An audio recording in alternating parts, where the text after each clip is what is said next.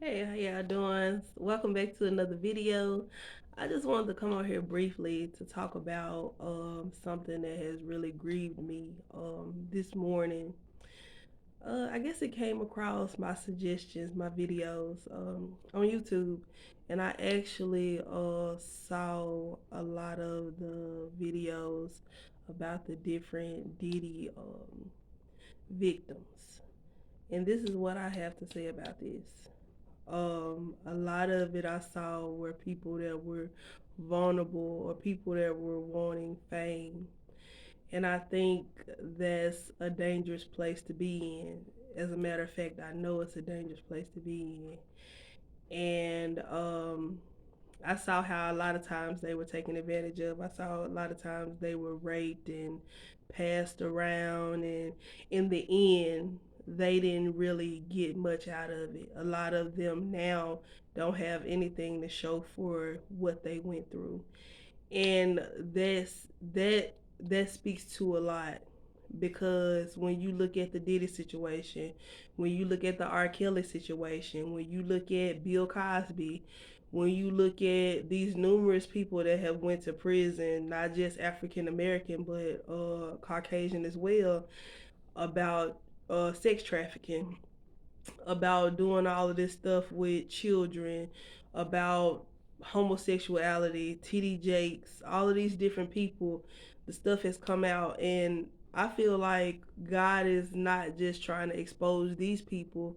He's trying to give us a warning to us, everybody, me as well, everybody, the preachers in the pulpit, everybody, that we have to clean up what we do when no one else is looking, because you never know when your day is coming, when you're going to have to answer to God about what you've done in the dark.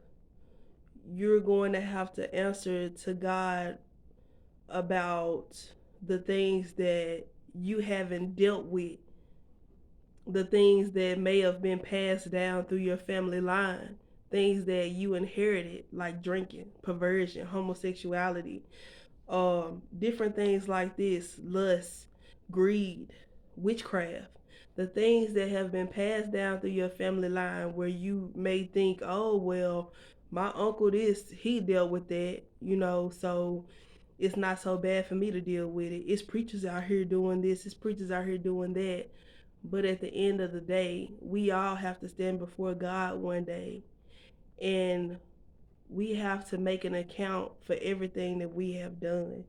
We have to make an account for the way we've treated people. We have to make an account about the sex that we've had before marriage. We have to make an account for the things that we watch online. We have to make an account for the words that we say, even words that a majority of people don't hear us saying, or our thoughts that we think. So I think all of this speaks to, let's clean up our act. Let's clean up what we meditate on. Let's clean up what we're doing when no one else is looking. Let's clean it up, because a lot of times we can take for granted God's grace. We can take for granted His mercy and His love. But just like their day came, and now they're exposed for what they did, for what they have done for years. Think about how many people that's also doing the exact thing that they have done.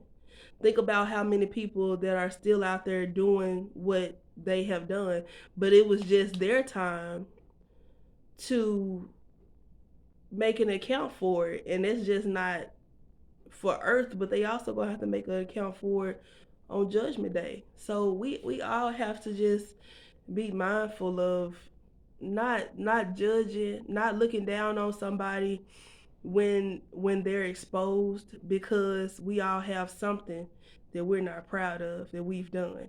That's not the point of it. It's not the point to feel sorry for the victims, because in reality we've all been victimized in some way in our life. So it's not about that either. It's about God showing us that judgment is coming. Judgment is coming, and no one is safe from God's judgment. It doesn't matter how much money you have. It doesn't matter what position you have. It doesn't matter uh, anything where you live. It doesn't matter. It doesn't matter the influence that you have over others. We all have to clean up what we're doing, and we have to seek God for real, because the Lord also showed me that a lot of people, even in the church today, are compromising. I saw a lot of preachers that was basically in their position to influence women and to have multiple women. It was like that they was like players in disguise. And I know a lot of times men, that don't go to church, they say this all the time, and women just look at them like, oh, you just a backslider. But it's true. A lot of preachers use their their um their platform as a way to basically pimp and mac women, pimp and mac men even. A lot of them use it to have access to children. So let's all be mindful and let's all be prayerful. Let's not chase up behind these people just because they have a platform, just because they have money, just because they have a church. Be prayerful, be vigilant, and most of all, you need to work out your own soul salvation. We all have to work out our own soul salvation. Let's not judge. Let's not talk about each other. Let's not tear each other down.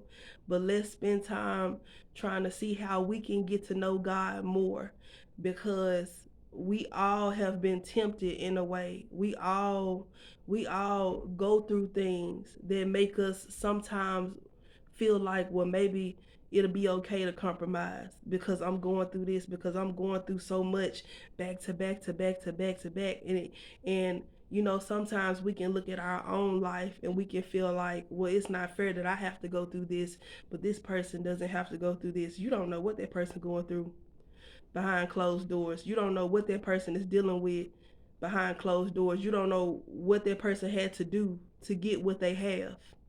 You don't know that. So never look at someone else and envy what they have or what you see on the outside. Never envy that, because you don't know what that person has to go through. You don't know the torment that person has from doing what they had to do to get there. So let's always be prayerful and be mindful, and let's not chase after people, but let's chase after God.